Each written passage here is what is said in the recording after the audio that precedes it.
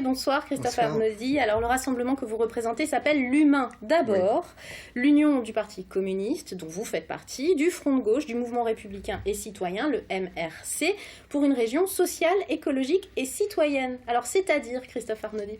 C'est-à-dire qu'aujourd'hui on le voit avec tout ce qui se passe depuis ces derniers jours, les dernières semaines, que l'humain, les valeurs humaines ont vraiment une importance vitale pour tout le monde. Ça paraît une évidence ce que je dis, mais c'est vraiment fondamental. Tout part de l'humain. On vient de voir les retraités qui voient leur pouvoir d'achat diminuer d'année en année. On voit aussi des retraités qui ont peur pour leur autonomie, qui souhaitent être pris en charge. Donc derrière tout ça, c'est les services publics, c'est les dotations aux collectivités, aux communes, pour leur permettre de bien vivre, de conserver un pouvoir d'achat et avoir une vie normale, décente. C'est ça l'humain d'abord. Je rebondis sur ce qu'on vient de voir dans l'actualité. Alors par exemple, justement, sur des retraités, par exemple, les mesures concrètes, ce serait quoi pour votre mouvement? Les mesures concrètes pour les retraités, c'est déjà maintenir les services publics de proximité.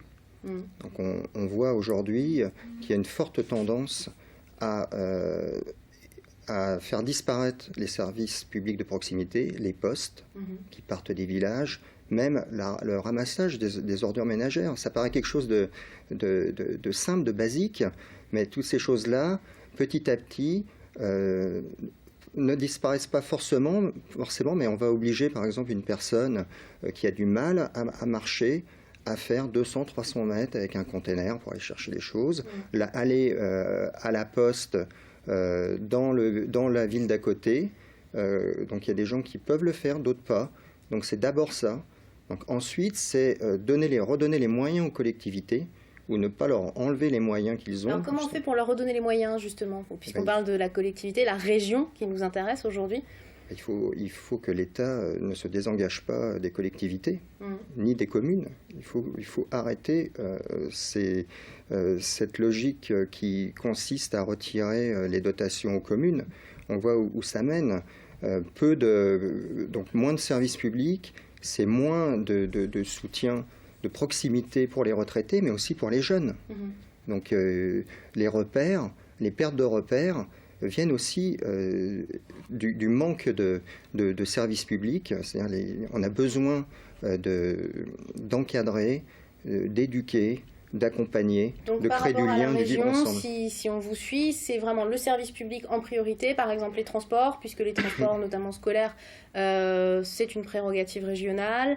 Ce sont vraiment les services publics au cœur de votre programme. Sur le front de l'emploi, parce que l'emploi... Il y a trois axes, effectivement. Ouais. Il y a l'emploi, la solidarité, donc derrière ce sont les services publics, derrière, et ensuite la citoyenneté, c'est-à-dire continuer à aider les associations à vivre, et puis se battre pour que les régions ne deviennent pas concurrentes les unes envers les autres. Sur l'emploi, il nous reste 1 minute. Justement, c'est vraiment votre axe prioritaire. Vous avez vraiment beaucoup centré votre programme là-dessus. Tout à fait. L'axe principal. Alors, quelles sont, en quelques mots, finalement, les propositions que vous faites? Il faut redonner du travail. Le travail, c'est vraiment une valeur fondatrice pour tout le monde. Redonner du travail, c'est aider les entreprises. Aider les entreprises pour leur permettre d'embaucher. Aider les entreprises, c'est cibler les aides. 110 millions d'euros pour la Sarthe de CICE, pour plusieurs milliers de demandeurs d'emploi en plus. Donc, il faut chercher un peu l'erreur là-dedans. Donc, je pense qu'il faut déjà... C'est l'aide aux grandes entreprises. Oui, l'aide, le crédit, impôt, recherche, compétitivité. Mais voilà. Le problème, c'est qu'il faut que ça crée des emplois localement.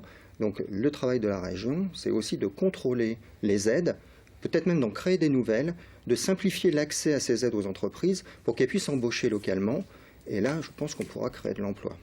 Merci d'être venu sur notre plateau. Merci.